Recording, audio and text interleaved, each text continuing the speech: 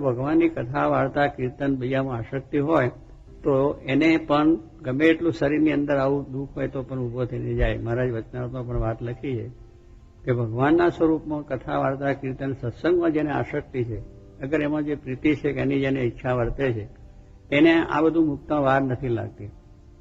મારે કઈ પંથ કરીને આવ્યો એટલે ખૂબ ચાલીને થાકી ગયો હોય, માણસ ચાલીને થાકી ગયો હોય, થાક પણ લાગ્યો હોય, પણ ભગવાનની જયારે કથા વાર્તા સત્સંગનો પ્રસંગ ક્યાંય સાંભળે તો તરત જ પાછો બેઠો થઈને કથામાં સાવધાન થઈને સાંભળે, જાણે મારો પંથ થયો જ નથી, મને થાક લાગ્યો જ નથી, ઉજાગરો થયો નથી, એમ માની કથા વાર્તા કરવા માંડીને આપણે ઘણા જોયા છે. આપણા સંતો ભક્તોને આપણે જોઈએ છે કે બેઠા થઈને કથા વાર્તા કરવા જ માંડી પડે, કથા વાર્તા સાંભળવા તત્પર થઈ જ જાય. એટલે કારણ કે એમને એમાં ભગવાનના સ્વરૂપમાં આસક્તિ એ સમજ્યા છે કે આથી જ આપણું મોક્ષ, કલ્યાણ, શાશ્વત સુખ જે કહે છે આમાં છે. એટલે પેલું કાર્ય મૂકીને તરત એમાં જતા રહે. નહીં તો શું, આપણે થાકેલા હોય, બરોબર રીતનો સારો જલસો હોય તો તરત ઉપડી જાય. હવે જલસામાં બધું શું દુનિયાનો નાટક ને ચેટક ને બધા ચાલતા હોય, એવા જલસા હોય કે બીજું કોઈ વસ્તુ હોય. અત્યારે નવરાત્રી તો જતી રહી એટલે બધા ડિસ્કોનો નાપ તો લઈ લીધો હશે, ખૂબ સુખ પણ લીધું હશે, એમાં કોઈ થાક ઉજાગરો લાગે નહીં. હા, આખી રાત અને ઘરના પૈસા ખર્ચીને બાજુ અને ત્યાં આગળ પછી કુદમ કુદા કરવાનો, બીજો કંઈ લાભ નથી. પણ જો કહેવાનું શું છે કે એમાં આખી રાત કાઢે, પૈસાનો ખર્ચો કરે, ઉજાગરો કરે, બધું જ કરે, પણ અહીંયા આવીને કલાક બેસવાનું હોય ત્યારે કે છે ના નહીં. પછી ક્યાં આમાં ભગવાનના સ્વરૂપમાં કથામાં ક્યાં પ્રીતિ રહી? એટલે કહેવાનું એવું છે, કોઈ પાર્ટીઓમાં જવાનું હોય તોય ત્યાં ઉપડીને પાર્ટીમાં જાય. લો, પાર્ટીમાં જઈને તો બધું સુખ થાય છે, આ બધા જાણો છો અત્યારે તો કે પાર્ટીમાં જલસા જ હોય છે, બીજું કંઈ. એટલે એવી રીતે બધું ત્યાં ચાલતું હોય. ક્લબોમાં કેટલી જાતના અત્યારે નાટા રંગને ડિસ્કોને અરે પેલું શું પાર્ટીઓમાં બધું થતું હોય. એટલે શું દુનિયાનો આનંદ સુખ લેવા માટે શરીરનું ગણકારતા નથી. માંદા હોય, બીજું પોતાનું બીજું કામ હોય તો મૂકી દઈને પણ જાય, ધંધો રોજગાર બીજું ત્રીજું મૂકીને પણ જાય છે માણસ. એટલે કેટલો મોહ છે. આ કહેવાનું આ મોહ છે, એમાં સુખ નથી. પછી એમાં જુઓ જાવ તો અંતે સુખ નથી, અંતે એમાંથી ઘણાને એથી થાય, પણ એ મૂકી જાય. જ્યારે આ તો એક પરમ સુખની વસ્તુ છે કે પૈસો ખર્ચવાનો નથી, ફ્રી ઓફ ચાર્જ અહીં આવીને બેસો, કોઈ પૈસો ચાર્જ થયો ખરો? કંઈ થયો નથી. અને સારી રીતે કેટલા સરસ એમાં બેસવાનું છે, શાંતિ થાય એવું છે કે નથી? પણ એના અહીં ભજન થાય, કીર્તન થાય, પણ આમાં રસ જ ના હોય. એટલે કહેવાનું શું, એ રીતે થઈ જાય. એટલે સ્વામી કહે છે કે આપણે જો ભગવાનના સ્વરૂપમાં જો આસક્તિ હોય તો થઈ જાય. અને જેને જેને થઈ છે એને બધો રાજપાટ મૂકી પણ દીધા, એને કંઈ વાંધો નથી આવ્યો. ભગવાનના સુખને જેને ખાસ એવું થયું કે આ ખરેખર સાચી વસ્તુ છે તો રાજપાટ પણ મૂકી દીધા. ભરત રાજા, જે ભારત દેશ જેનાથી કહેવાય છે, અને ઋષભદેવ ભગવાનનો અવતાર થયો આપણે જાણીએ છીએ, ભાગવતનો આખો આ પ્રસંગ છે. ઋષભદેવ ભગવાને પોતાના 100 પુત્રોનો ઉપદેશ આપ્યો. 100 છોકરાને બધા બેહાડ્યા. મોટા ભરત રાજા, એને રાજગાદી હતી, એ રાજા તરીકે, અને બીજા છોકરાઓ ત્યાં બધા આ રીતે રહેતા હતા. ભરત એમને ઋષભદેવ ભગવાને બધાને બોલાવી દીધા કે આવો. કેમ? તો કે આ તમારા રાજમાં, પાટમાં, આ બધી સુખમાં, એ બધું સુખ તમને કામમાં નહીં આવે, તેથી તમને શાંતિ નહીં થાય. તમારે જો શાંતિ જોઈતી તો આ બધું રાજપાટ છોડી દો અને કોઈ સારા એવા મહાન મહાત્મા સંતની પાસે જાઓ અને એના થકી જ્ઞાન સિદ્ધ કરી આત્મા પરમાત્માનું તમને શાંતિ થશે અને સુખ થશે. ઋષભદેવ ભગવાન છે, પોતા ઋષભદેવ ભગવાનની શિક્ષા. આ શિક્ષા એટલે સારી આપણે શિખામણની વાત કરીએ, એની શિક્ષા કહે, પેલો દંડ કરે શિક્ષા નહીં, પણ શિક્ષા વચન એટલે એને શિખામણના વચન. જેમ બાપ પોતાના છોકરાને શિખામણ આપે કે ભાઈ તું આ રીતે બરોબર ભણજે, અભ્યાસ કરજે, આમ કરજે, તેમ કરજે, એના હિતના માટે, એના કલ્યાણને માટે, એના સારા માટે, અને એ છોકરો એ પ્રમાણે ચાલે તે સુખ્યો થઈ જાય. એમ આપણા કોઈ નોકરને કોઈ વાત કરીએ, કોઈ આપણા ઘરના માણસોને વાત કરીએ, આપણા જે કુટુંબીને વાત કરીએ, સમાજને, પણ એક શિખામણ તરીકે, એટલે હિતને પ્રીતથી વાત જેને કરવામાં આવે, એટલે શિખામણ તરીકે કે એના સારા ભલા માટે. અને જો એ રીતે માનીને એ ચાલે તો એ સુખ્યો માને થાય, પણ એ જો ના માને એ પ્રમાણે ના ચાલે તો દુખ્યો થઈ જાય. કારણ કે શિખામણની વસ્તુ છે, સારા માટેની વસ્તુ છે. આજે તો કોઈને ગમતું છે નહીં સારી શિખામણની વાત હોય તો, પણ એ નથી ચાલતા, એમાં દુઃખ આવે છે. એટલે એ ભગવાને પોતાના પુત્રોને એવી શિખામણ આપી અને છોકરાઓ પણ એવા આજ્ઞાપાલક હતા. આજના છોકરા તો આપણને કહી દે નોનસેન્સ, અક્કલ વગરના માણસ તમે કેવું બોલો છો વાત કરો, તમને તરત જવાબ આપી દે, તરત તમારા મોડો તોડી નાખે.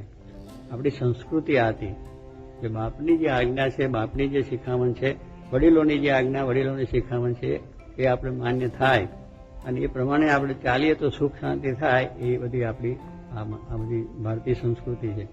એટલે બાપ દીકરાના કેવા સંબંધો, પતિ પત્નીના કેવા સંબંધો, ભાઈઓના કેવા સંબંધો, કે કેવી રીતે શાંતિથી આખું જીવન, કુટુંબ જે ભાવના હતી એ કુટુંબ ભાવનાઓ આજે આ બધા રજોગુણ વાતાવરણની અંદર અને આ બધા વાતાવરણમાં આપણો કુટુંબિક ભાવનાઓ તૂટી ગઈ. ઘરમાં કોઈ કોઈને બને નહીં, કોઈ કોઈને બેહવું, બોલવું, ચાલવું ગમે નહીં.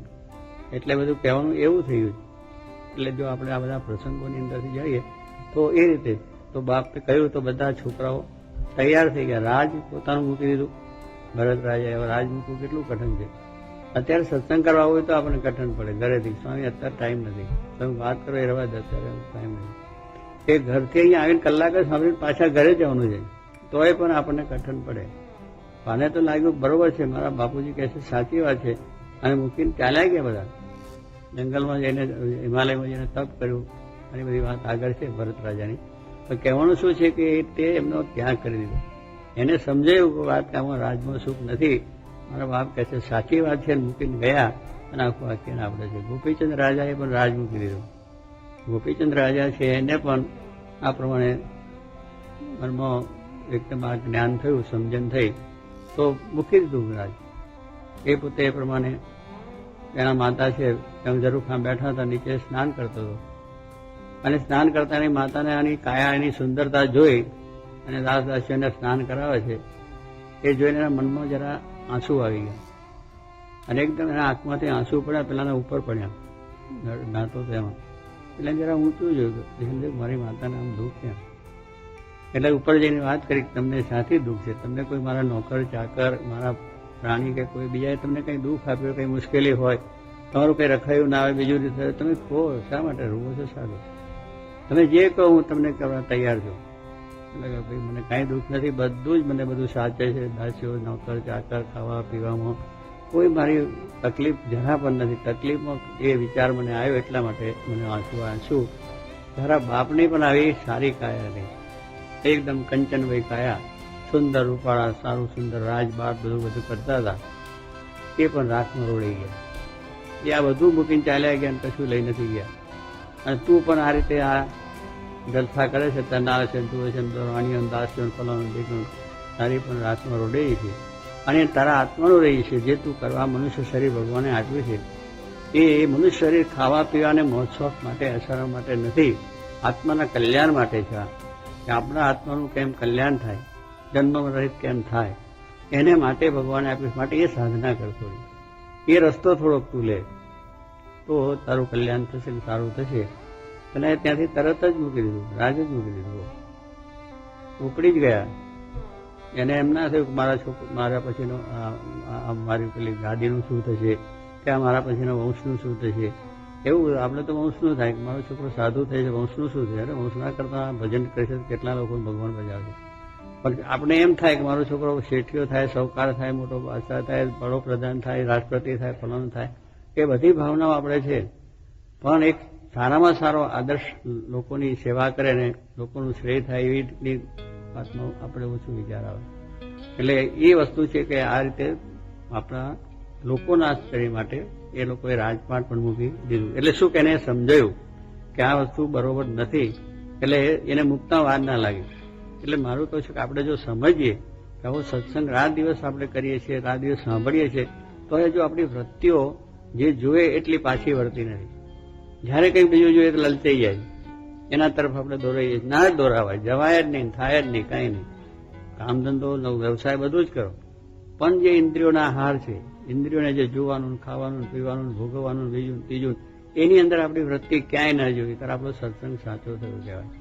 તો આપણને સુખ ને શાંતિ થઈ જાય. આ બધી વાત લખી છે કે આમાં સુખ નથી એ આપણે મનાવવું છે. આપણે કંઈ ભગવાને ના નથી પાડી, બધા બાવા થઈ જવાની વાત નથી, ઘર બહાર મૂકવાની વાત નથી, ઘર બહાર બારી દેવાની વાત નથી, પૈસા ટકા નાખી દેવાની વાત નથી. બધું રાખો, ફર્સ્ટ ક્લાસ રીતે રાખો, સુંદર રીતે રાખો, સુંદર રીતે રહો. પણ એક વસ્તુ આપણા જીવનમાં આ રાખવાની છે એ બધું રાખીને મુખ્ય ભગવાન પ્રધાન રાખીને એમની આજ્ઞા આદેશ મુજબ આપણું જીવન હંમેશા રહેવું જોઈએ. આપણી વૃત્તિઓ જુદે ઠેકાણે જવી ના જોઈએ. ભગવાનની આજ્ઞામાં રહીને મારે કહ્યું કે ઇન્દ્રિયોના હાર છે એ આપણને કરવાના કહ્યા. ઇન્દ્રિયોના હાર. હવે ઇન્દ્રિયોના આહાર શું? આંખ છે એને જોવાનો આહાર છે. આંખ છે એને જોવાનું છે. હવે જોવું એનો આહાર થયો. પણ તમે જુઓ, રસ્તામાં જવું છે, ચાલવું છે, ધંધો નોકરી બધું કરવું છે, જોયા વગર કઈ થાય?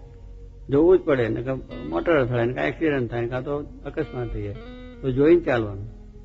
એટલે જોઈને ચાલવાનું કેવી રીતે કહ્યું ગુણા છે કે બજારના કાંટા ના વાગે એ રીતે ચાલવું. બજારમાં જાય ને પછી આમ જોયા કરે, આમ જોયા કરે, જલસો આવતો જોઈએ તો કે સારું રૂપ જોવે, કાંઈ બીજું કાંઈ ચિત્રો જોઈએ, ફલાણું જોઈએ, બધું અશ્લીલ બધું જોયા કરે. એ કાંટો વાગ્યો. એ વાગ્યો એટલે કેટલો ઊંડો આરપાર ઉતરી ગયો. એ પછી દુખાવો એટલો વધે કે એના રાતે સ્વપ્ન પણ આવ્યા કરે, એ વિચારો પણ ચાલ્યા કરે, ઊંઘ પણ ના આવે. એ વિચાર થઈ ગયો, કાંટો વાગી ગયો ને એટલે આહાર ન થવો જોઈએ. આપણે જવું છે, જોવું છે, જોઈએ. તમારી એકાગ્રતા એક ભગવાન તરફની હોવી જોઈએ, કામ કરતા કરતા હોવી જોઈએ.